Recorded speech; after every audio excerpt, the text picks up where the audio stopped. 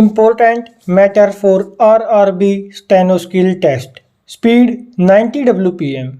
Be ready 5 seconds.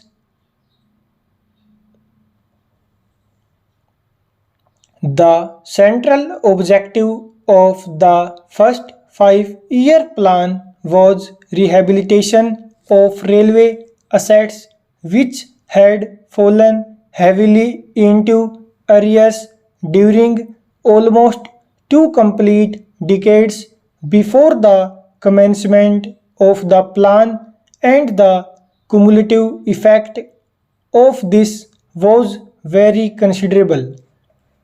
There were also pressing demands from the public for the restoration of dismantled lines and the provision of more passenger amenities, and from the staff for more housing and welfare measures. The allotment made to the railways originally was only 350 crores, which was later raised to 400 crores. I am glad to inform the House that not only has this allotment been fully utilized, but the actual expenditure is likely to be of the order of 432 crores, which figure has received the approval of the Planning Commission. Rolling stock has accounted for over 240 crores spread over the purchase of 1,500 locomotives, 4,800 coaching vehicles, and 61,000 wagons on additional as well as on replacement account. All the lines recommended for restoration by the Central Board of Transport except one have already been reopened to traffic. 5 new lines which were in progress at the beginning of the plan, as well as 7 more sanctioned during the plan, have been completed, and considerable progress has been made on a number of other new lines commenced during the plan.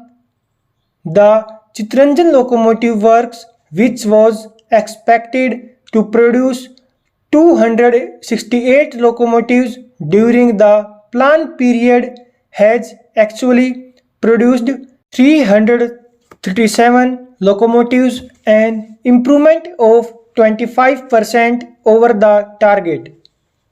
The integral coach factory at Perambur is making good progress, and as the House is aware, production therein was inaugurated by the Prime Minister in October last. The Ganga Bridge construction is well underway, and good progress has also been made in the provision of facilities at the Visakhapatnam port. The railways can surely look back on their achievements during the first 5-year plan with some satisfaction and embark upon the second 5-year plan with confidence. I now come to the railway's second 5-year plan. Originally, the railway board had prepared a plan costing 1,480 crores on the basis of an increase of 30% in passenger transport, 15% for increased traffic, and 50% to alleviate overcrowding, and 60 million tons in goods transport, assuming that the demand at the end of the first 5-year plan will be 120 million tons. The Planning Commission, whose task was none too easy, have, in the context of the overall requirements to be met by the limited financial resources of government indicated that the allocation for the railway plan will be only 1000 crores, of which 375 crores will have to be found by the railways from their own revenues during the plan period.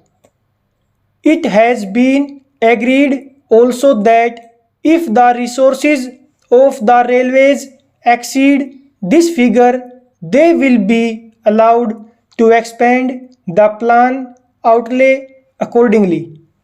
The railway plan has therefore been reviewed and it has been found that within the revised allocation it will be possible to provide only an additional transport capacity of 15% for passenger traffic and 47 million tons of goods. The total goods movement during the current year is likely to be 115 million tons against an estimated demand of 120 million tons, leaving gap of 5 million tons, which is also to be covered by the expected increase, and therefore the net increase during the second 5-year plan would be of the order of 42 million tons against the original estimate of 60.8 million tons.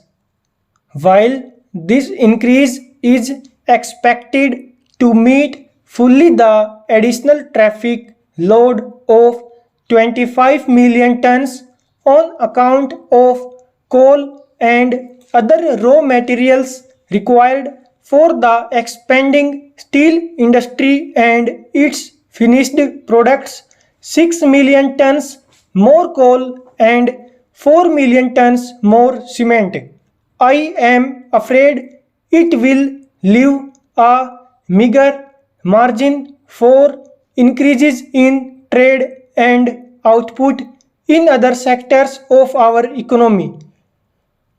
It is also feared that the small increase of 3% year in passenger train miles now planned will not help move to relieve overcrowding as long as passenger traffic continues to grow as anticipated.